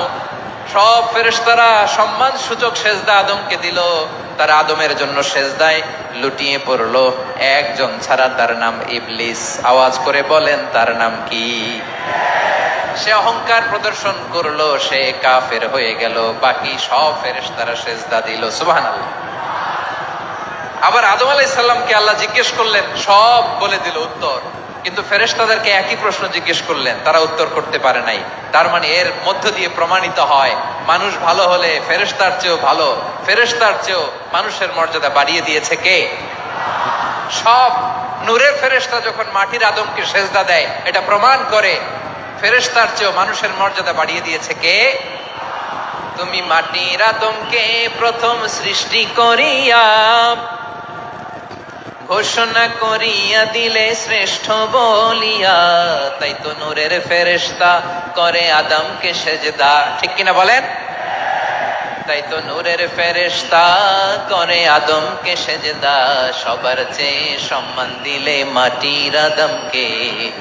আল্লাহু আল্লাহু তুমি জাল্লে জালালুহু, শেষ করা তো যায় না গে তোমার গুণগান। পড়েন না? পড়েন, আল্লাহু আল্লাহু তুমি জাল্লে জালালুহু, শেষ করা তো যায় না গে তোমার গুণগান।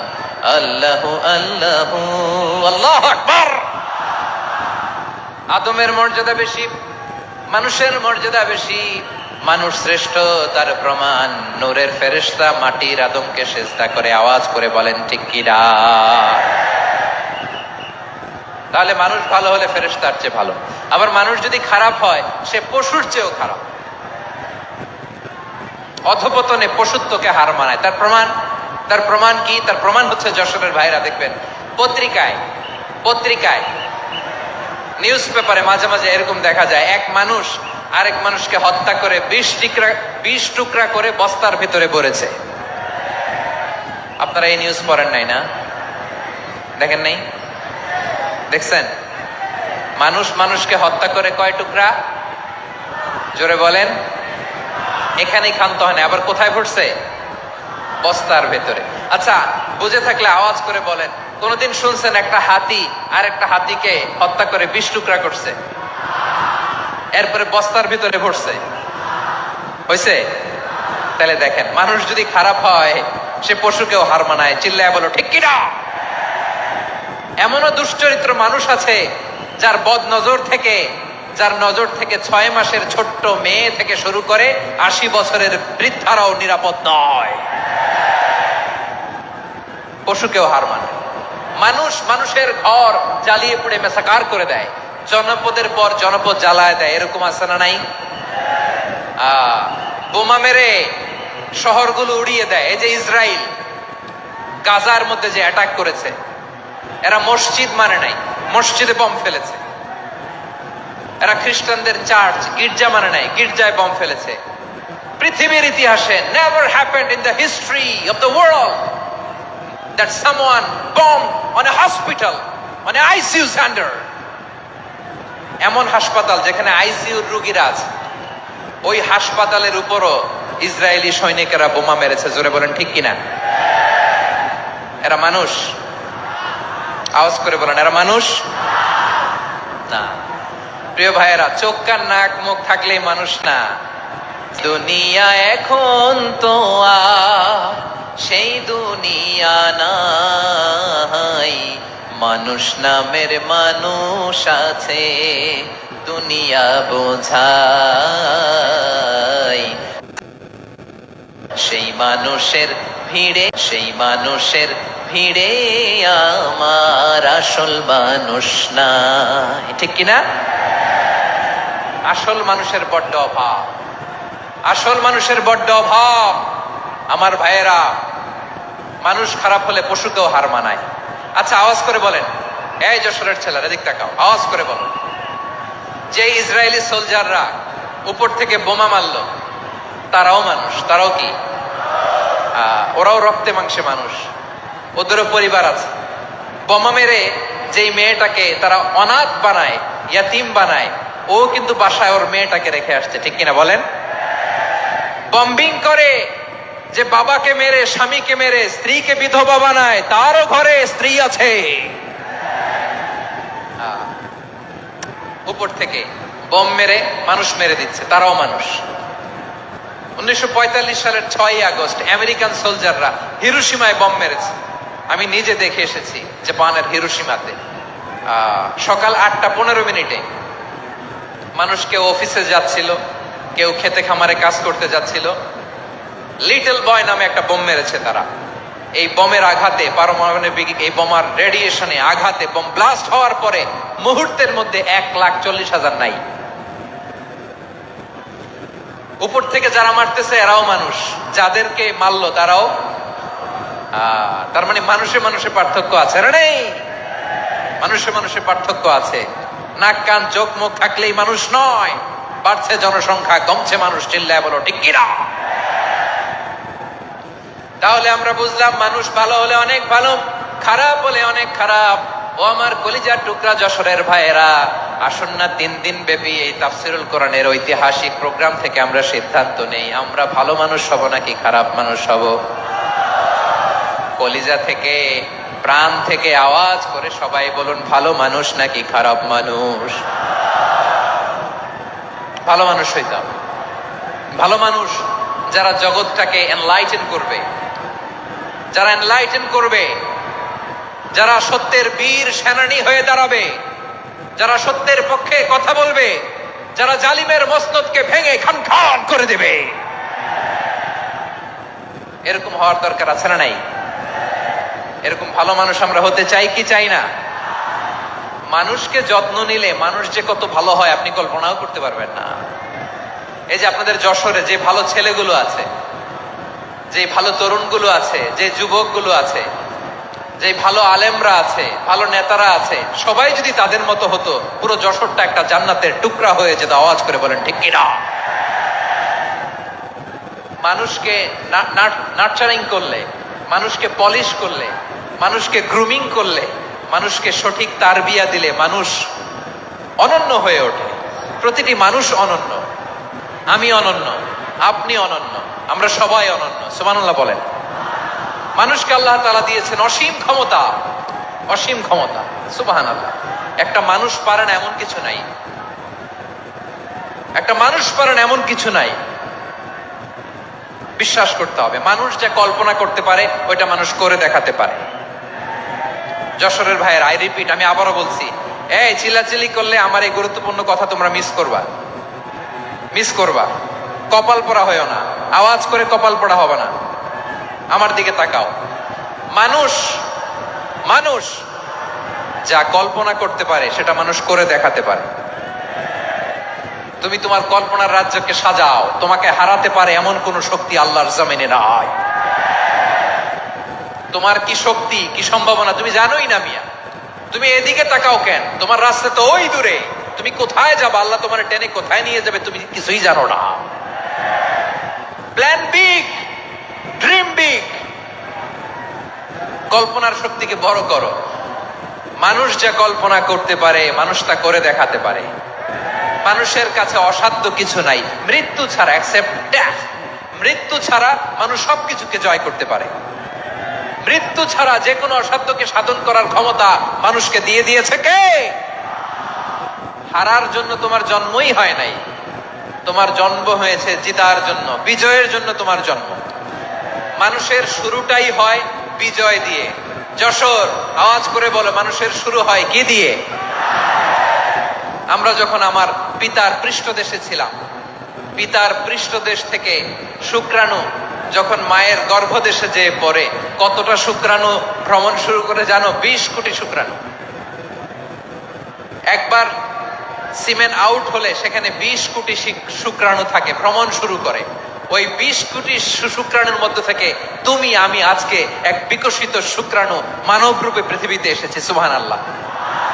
ওই 20 কোটি শুক্রাণুর প্রতিযোগিতায় সবাইরে পেছনে ফেলে সেদিন আমি সফল হয়েছিলাম, সেদিন আমি বিজয়ী হয়েছিলাম। সেদিন আমি এত ছোট ছিলাম, মাইক্রোস্কোপ দিয়েও আমার অস্তিত্ব পাওয়া যায়। আমি এত তুচ্ছ ছিলাম, নগণ্য ছিলাম, আমার কান ছিল না, আমার চোখ ছিল না, আমার হাত ছিল না, আমার জন্য রিকমেন্ডেশন করার মতো মামু ছিল না, খালা ছিল না, কেউ ছিল না।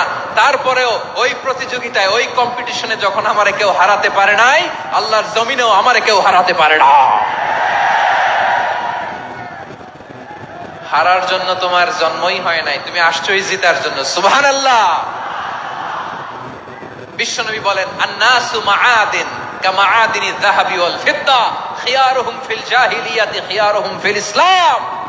Peoples are like mines of gold and silver. সোনার খনি, রূপার খনি, এর চেয়ে বড় খনি হচ্ছে এই মানব সম্পদের খনি। আওয়াজ করে বলেন আল্লাহু আকবার। আল্লাহ তাআলা এই সম্পদ আমাদেরকে দিয়েছে। বিশ্বনবী বলেন, মানুষ হচ্ছে খনির মতো। খিয়ারুহুম ফিল জাহিলিয়াতি খিয়ারুহুম ফিল ইসলাম। জাহিলি যুগে যারা সেরা, ইসলামেও তারা সেরা। ইদা ফাকুহু, যদি তারা বুঝবান হয় তাহলে তাদেরকে সেরা বানায় দিবে কে? তাহলে মানুষের চেয়ে সেরা কেউ হতে পারে? মানুষের চেয়ে অনন্য কেউ হতে পারে? মানুষকে কেউ হারাতে পারে? আওয়াজ করে বলো, তোমাকে কেউ হারাতে পারবে? এই সাহস জাগছে আজকের আলোচনা থেকে। আমি তুমি অনন্য, আমাকে তোমাকে হারায় দেওয়া এত সহজ না, ঠিক কিনা? একটা কথা জীবনের সাথে সেট করে নিতে হবে, আমি জিতি নয় শিখি, আমি কখনো হারি না। জীবনের সাথে সেট করে নাও, জেনজি অফ জেসর, আমি কখনো হারি না, আমি হয় জিতি নয় শিখি। চিল্লায় বলো ঠিক কিনা? আমি কখনো হারি না, আমার হারানো এত সোজা না। কি সাহস জাগছে? বুকে সাহস জাগছে? তাকবীর পড়ো, লিল্লাহে তাকবীর। তাহলে বিশ্বনবী বলেন, নাসু মাআদিন, মানুষ হচ্ছে খনি। এই ধাক্কা ধাক্কি, আমি জানি এগুলো ভালোবাসার ধাক্কা ধাক্কি, এজন্য আমি সহ্য করে নেই। এগুলো যে ভালোবাসার ধাক্কা ধাক্কি, এটা আমরা বুঝি। পৃথিবীর কোন আইন, সিকিউরিটি, প্রটোকল দিয়ে এটারে মানানো যাবে না, কারণ এটা তো ভালোবাসা, লাভ। লাভ কোন আইন কানুন দিয়ে বাধা যায় না, মানানো যায় না, ঠিক কিনা বলো?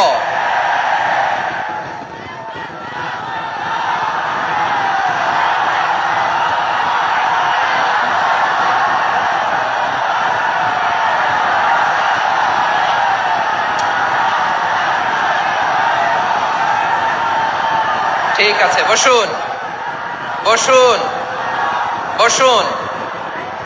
আল নাসু মাআদিন, মানুষ হচ্ছে খনি। এই খনির যত্ন নিতে হবে। আমার মা বাবা যারা এসেছেন, আপনার ছেলে মেয়ের যত্ন নেন। আপনার ছেলের মধ্যে যে কি পটেনশিয়াল আপনি জানেন না। আপনার এই ছোট্ট অবুঝ ছেলেটাই আগামী দিনের শায়েখ আহমদুল্লাহ হবে। আপনার হেফজখানায় পড়া ওই ছোট্ট ছেলেটাই আগামী দিনের আল্লামা মামুনুল হক হবে। আপনার ওই ছেলেটা আমির হামজা হবে, আব্দুল হাই সাইফুল্লাহ হবে। এভাবে বড় বড় আলেম হবে, তারা যুগশ্রেষ্ঠ আলেম হবে। সেই একদিন এই বাংলাদেশের পার্লামেন্টে যে বক্তব্য দিয়ে যশোরের পক্ষে কথা বলবে। আপনি জানেন না, কাউকে ছোট করবেন না আপনি, ওর কনফিডেন্স আপনি কমাবেন না, আপনি কমাতে পারেন না। প্যান্ডেলে আমার যে মা বোনেরা আছেন, ছেলে মেয়েদেরকে কখনো ছোট করে কথা বলবেন না। ও যে কোথায় যাবে আপনি জানেন না, আপনি মা হয়ে তাকে সাহস দিবেন, তার কল্পনার জগৎটাকে সাজাতে তাকে উৎসাহিত করবেন, ঠিক কিনা বলেন? আর আমার প্যান্ডেলের আমার প্রিয় শ্রদ্ধাশীলা মায়েরা বোনেরা, আপনারা তো আরো দামি সম্পদ। বিশ্বনবী বলেন, আর দুনিয়া কুল্লু হামাচা। আল্লাহ আল্লাহ আল্লাহ, বিশ্বনবীর কথার ওজন দেখেন। আর দুনিয়া কুল্লু হামাচা ওয়া খায়রু মাতা'আদ দুনিয়াল মারআতুস সালিহা। বিশ্বনবী বলেন, দুনিয়ায় যা দেখো সব আল্লাহর দেওয়া অ্যাসেট, মানে সম্পদ। আর এত অ্যাসেটের ভিড়ে সবচাইতে শ্রেষ্ঠ সম্পদ হচ্ছে নেককার নারী। সুবহানাল্লাহ। ভাইয়েরা বোনের সাথে খারাপ আচরণ করো না, সন্তান মায়ের সাথে খারাপ আচরণ করো না। আমাদের মায়েরা আমাদের asset, they are our priceless asset. কারণ এই মায়েদের পেটে এসেছে আল্লাহর ওলিরা, এই মায়েদের পেটে এসেছে খান জাহান আলী, এই মায়ের পেটে এসেছে শাহজালাল ইয়ামানি, এই মায়ের পেটে এসেছে আল্লাহর সব নবীরা। নাকি নবীরা আকাশ থেকে থপ করে জমিনে নেমে আসছে? মায়ের পেটে আসছে। এই মায়ের পেটগুলো খনি। আমার সম্মানিতা মায়েরা বোনেরা, নিজেকে ইসলাম দিয়ে সাজান, নিজেকে ইসলাম দিয়ে সাজান, নিজেকে পবিত্র রাখুন, নিজের আব্রু ইমান ইজ্জতের হেফাজত করুন, কোরআন পড়ুন, সুন্নাহ পড়ুন। আপনি জানেন না আপনার গর্ভে কে আসছে, কোন ক্ষণজন্মা পুরুষকে আল্লাহ তাআলা আপনার গর্ভে পাঠাবে আপনি জানেন না। মায়েরা নিজেদেরকে পবিত্র রাখুন, ইসলাম চর্চা করুন, কোরআন চর্চা করুন, নৈতিকতা দিয়ে নিজেকে সাজান। যশোরের জেনজি, নিজেদেরকে প্রস্তুত রাখো আগামীর বাংলাদেশের জন্য। নৈতিকতা, মোরালিটি, ভ্যালিউজ দিয়ে নিজেকে সাজাও, ইসলাম দিয়ে নিজেকে সাজাও। কারণ আগামীর বাংলাদেশ ইসলামের বাংলাদেশ। বাংলাদেশের আসল পরিচয় ইসলাম। বাংলাদেশের আসল পরিচয় কি? সবাই বলে না। বাংলাদেশের আসল পরিচয় কি? এই ইসলাম নিয়ে আমরা সংসদ ভবন সাজাবো, রাজি আছি না নাই? শেকড় ভুলে যাওয়া যাবে না। আমরা ধাপে ধাপে শারিয়া আইনের দিকে যাব ইনশাআল্লাহ, কিন্তু জঙ্গিবাদ দিয়ে নয়, কট্টরপন্থা দিয়ে নয়। আমরা ইন্টেলেকচুয়ালি, গ্রাজুয়ালি, ধাপে ধাপে শারিয়া আইনের দিকে মুভ করবো ইনশাআল্লাহ। বলো লিল্লাহি তাকবীর। এদেশের আসল পরিচয় সবাই বলে না, আওয়াজ করে, এদেশের আসল পরিচয়। এদেশে আজান শুনে সূর্য ওঠে শহর গ্রামে, এদেশে আজান শুনে সূর্য ডোবে সন্ধ্যা নামে, এদেশে সকল কাজে সবাই বলে বিসমিল্লাহ, এদেশে ভালো কিছু দেখে শুনে হাসি মুখে সবাই বলে মাশা আল্লাহ। সুবহানাল্লাহ সুবহানাল্লাহ সুবহানাল্লাহ সুবহানাল্লাহ সুবহানাল্লাহ সুবহানাল্লাহ সুবহানাল্লাহ সুবহানাল্লাহ। ও নবীন তরুণ, তোমার কিসের এত ভয়? জেনে রেখো বাংলাদেশের আসল পরিচয়। বাংলাদেশের আসল পরিচয় ইসলাম। আওয়াজ তুলে বলো, আসল পরিচয় কি? এদেশে পরস্পরে দেখা হলে দেয় সালাম, এদেশে আমজনতার হৃদয় জুড়ে পাক্কালাম, ঠিক কি না? এদেশে বিপদ এলে সর্বজনে সর্বক্ষণে দোয়া পড়ে ইন্না লিল্লাহ সুবহানাল্লাহ সুবহানাল্লাহ সুবহানাল্লাহ সুবহানাল্লাহ। এদেশে আজান শুনে সূর্য ওঠে শহর গ্রামে, এদেশে আজান আল্লাহ সুবহানাল্লাহ সুবহানাল্লাহ সুবহানাল্লাহ। এদেশের আসল পরিচয় কি? আওয়াজ করে বলতে ভয় লাগে। এদেশের আসল পরিচয় কি? ইসলাম দিয়ে আমাদের সংসদ ভবন চলুক, আমরা চাই কি চাই না? বঙ্গভবনে লা ইলাহা ইল্লাল্লাহর পতাকা উড়ুক, আমরা চাই কি চাই না? প্রতিটি জেলা অফিসে, ডিসি অফিসে লা ইলাহার পতাকা ঝুলুক, আমরা চাই কি চাই না? কারা কারা চাই হাত তুলে আল্লাহরে দেখায়।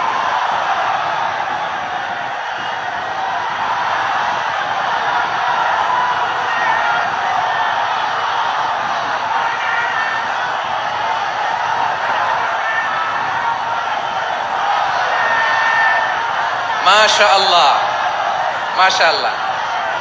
মাশাআল্লাহ, মাশাআল্লাহ। যশোর, আওয়াজ করে বলো, ভালো মানুষ না খারাপ মানুষ? বুঝে বলছো তো? মানুষ ভালো হলে যে কত ভালো। এই মানুষকে যত্ন নিলে, মানুষকে মানুষ বানালে যে সে কি হতে পারে শুনবা? হ্যাঁ, নাকি মোনাজাত দিয়ে দিব? শুনবা? তাহলে থামতে হবে। থামো, আমি যখন বলবো থামো থামো, তাকবীরের সময় দিলে তাকবীর, থামো থামো। মানুষকে যত্ন নিলে, হ্যাঁ এদিকে এদিকে, ড্রোন নামায় ফেলো। হয়েছে, ড্রোনের ফুটেজ হয়ে গেছে, এবার ড্রোন নামায় ফেলো। আমার দিকে তাকাও। মানুষকে, তোমরা এদিক সেদিক তাকালে তো গুরুত্বপূর্ণ পয়েন্ট মিস হয়ে যাবে। এদিকে এদিকে, হ্যাঁ মাস, ঠিক আছে। মানুষকে যত্ন নিলে মানুষের মধ্যে যারা কি পটেনশিয়াল রেখেছে। আমি জাপানের দুইটা উদাহরণ দেই। জাপানের, এই এই এভাবে এভাবে হবে, হয় বসো নয় পেছনে, কথা নাই, কথা তো বলাই যাবে না, হারাম কথা বলা আজকে, একেবারে চুপ। আজকের জন্য হারাম করে দিছে আমি, কিছু সময়ের জন্য একেবারে নিষিদ্ধ। জাপানের দুইটা উদাহরণ দেই, খেয়াল করে একটু শোনেন, বুঝবেন। আল্লাহ, 2022 সালে জাপানের সাথে জার্মানির খেলা, ফিফা ওয়ার্ল্ড কাপ 2022। এক পক্ষে জাপান, আরেক পক্ষে কোন দেশ? কথা শোনে নাই। এক পক্ষে কোন দেশ, আরেক পক্ষে? সবাই এক পক্ষে, আরেক পক্ষে। ওই খেলায় জিতেছিল জাপান, জিতেছিল 22 সালের এই ফিফা ওয়ার্ল্ড কাপে। জাপান ফুটবল খেলায় জিতে, as a part of the celebration তারা খেলার পরে পুরো স্টেডিয়ামটারে ক্লিন করে। The fan base of Japan, lakh lakh মানুষ খেলা দেখতে যায়, তো এত ডাস্টবিনও তো নাই। তো যারা ডাস্টবিনে জায়গা পায় নাই, তারা এই যে চকলেটের প্যাকেট, পানির বোতল, চিপসের প্যাকেট তারা এদিকে সেদিকে রেখে দিয়েছে। জাপানের ভক্তরা, জাপানের ফলোয়াররা, as a part of their celebration তারা খেলার পরে পুরো স্টেডিয়ামের সব ময়লা আবর্জনা ক্লিন করে তারপরে বিদায় নিয়েছে। তাদেরকে কি ক্লিন করার দায়িত্ব দেওয়া হয়েছিল? এই যশোর, জাপানের যে ছেলেরা খেলা দেখতে গেছিল ওদেরকে কি ক্লিন করার দায়িত্ব দিছিল? তারা কি স্টেডিয়ামের পরিচ্ছন্নতা কর্মী? তাদের আকল, তাদের সিক্স সেন্স তাদেরকে বলেছে। ছোটবেলা থেকে জাপান গভর্নমেন্ট ওদেরকে এত পরিচ্ছন্নতা শেখায়, ক্লিনলিনেস অ্যাওয়ারনেস ক্যাম্পেইন করায়। ক্লাসে আমি দেখেছি, ক্লাসে নিজের বেঞ্চ নিজে মুছে, ক্লাসের মাঝখানে একটা সময় দেয়, নিজের টেবিল নিজে মুছে, নিজের ক্লাসরুমটা নিজে পরিষ্কার করে। রাস্তাঘাটে একটা ধুলা নাই, ময়লা নাই, একটা টিস্যু নাই। খেলার পরে গোটা বিশ্বকে তাক লাগিয়ে দিয়েছে। জাপানের ফ্যানরা সবার রেখে যাওয়া গার্বেজ, টিস্যু, বোতল পরিষ্কার করে তারপরে স্টেডিয়াম থেকে বিদায় নিয়েছে। আমরা কেন এমন হইতে পারলাম না? আমরা কেন এমন হইতে পারলাম না? জাপানের যারা এগুলো করছে ওদের 3টা করে চোখ না? চোখ তো 3টা জাপানো লাগো, জাপানো লাগো। হাত তো 4টা, কান তো 6টা। হ্যাঁ, নাকি আমার মতো 2 হাত 2 কানওয়ালা মানুষ? চোখে দেখলে ওটা মানুষ না। চিন্তা করছেন? তার মানে জাপানিজদেরকে যে গ্রুমিং করে শিখানোর মাধ্যমে পরিচ্ছন্ন বানানো গেছে, ওরা যেমনি মানুষ আমরাও মানুষ। আমাদের সন্তানদেরকে শেখালে তারাও পারবে, পারবে কিনা? 2 নম্বর উদাহরণ বলি। চট্টগ্রাম ফেনীতে যারা গিয়েছেন, মেঘনা গোমতী ব্রিজ প্রকল্প নাম শুনছেন? মেঘনা একটা ব্রিজ পার হওয়া লাগে। এই মেঘনা গোমতী, এখানে 3টা ব্রিজ কাঁচপুর সহ, এই 3টা ব্রিজের নির্মাণ কাজ, রেনোভেশনের কাজ দেয়া হয়েছিল জাপানের একটা কোম্পানিকে। কাকে? জাপানের কোম্পানির নির্মাণ শেষে 738 কোটি টাকা বেঁচে গেছিল, এটা গভর্নমেন্টের হাতে দিয়ে তারা বিদায় নিয়েছে। কত টাকা? 738 কোটি টাকা। যত প্রাক্কলিত ব্যয় নির্ধারণ করা হয়েছে সব টাকা সরকার, তৎকালীন সরকার 2019-এর সরকার, কারা ছিল তো জানেন? এই 2019-এর সরকার তাদেরকে দিয়েছে। তারা রিনোভেশন নির্মাণ শেষে 738 কোটি টাকা অতিরিক্ত বেঁচে গেছিল, এটা আবার গভর্নমেন্টের হাতে বুঝাই দিয়ে তারা বিদায় নিচ্ছে। আমরা কেন এমন হইতে পারলাম না? জাপানের ওরাও মানুষ, আমরাও মানুষ। তার মানে মানুষে মানুষে পার্থক্য আছে না নাই? আচ্ছা, জাপানের 2টা উদাহরণ দিলাম, এবার আমার দেশের 2টা উদাহরণ দিব না? বাংলাদেশের 2টা উদাহরণ দিই। 1 নম্বর উদাহরণ, গত সপ্তাহে আপনারা জানেন কক্সবাজার আমার একটা প্রোগ্রাম ছিল, তো হেলিকপ্টারে গিয়েছিলাম। ফেনী জেলা যখন পার হচ্ছি আমি দেখলাম 3টা উইন্ড মিল ছিলেন তো, বিশাল পিলার, 3টা-4টা পাখা থাকে। বায়ু বিদ্যুৎ কেন্দ্র, বাংলাদেশের প্রথম বায়ু বিদ্যুৎ কেন্দ্র এটা, মুহুরী প্রজেক্ট বলে এটা সম্ভবত, মুহুরী প্রজেক্ট। তো সাগরের বাতাসের ঝাপটায় এটা ঘুরে এনার্জি হয়, ইলেকট্রিসিটি উৎপাদন হয়। তো আমি পাইলটকে বললাম, ভাই এগুলো থেকে কেমন ইলেকট্রিসিটি উৎপাদন হয়? কয় হুজুর একটু হয় না, কিছুই হয় না। কিছুই হয় না মানে? বলে হুজুর বাংলাদেশে যত উইন্ড মিল আছে এটার পাখা একটাও ঘুরে না। আল্লাহ, বলেন কি? তাহলে যে কোটি কোটি টাকা ব্যয় করে যে উইন্ড মিল, কয় হুজুর ভিতরে ফিটফাট, উপরে ফিটফাট, ভিতরে সদরঘাট। তার মানে কোটি কোটি টাকা দিয়ে এই উইন্ড মিল বানায়, এখানে কিছু নাই। দুর্নীতির আড্ডাখানা, আখড়াখানা বাংলাদেশ, ঠিক কিনা বলেন? আয় রে, জাপানিজরাও মানুষ, আমরাও মানুষ। আমার এক নিকটাত্মীয় সরকারি চাকরিজীবী, উনি আমাকে বললেন, বাংলাদেশের আরেকটা উদাহরণ দেখি।